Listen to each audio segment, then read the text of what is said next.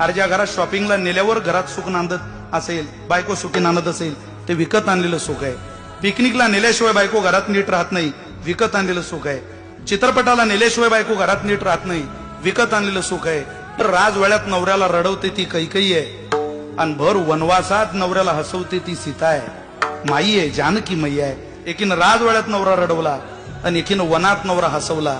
इज्जतदार नारीला सुख विकत आणावं लागत नाही.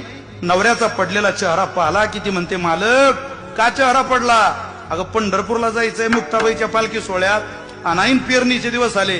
ती म्हणते, बाळ्यांनी आम्ही दोघं जण पेरणी करून घेऊ, 4 मजूर लावू, 8 दिवस कष्टाचे काढू.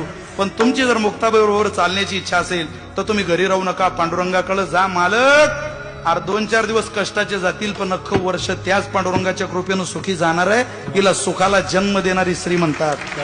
तिला सहन करण्याची भूमिका आहे.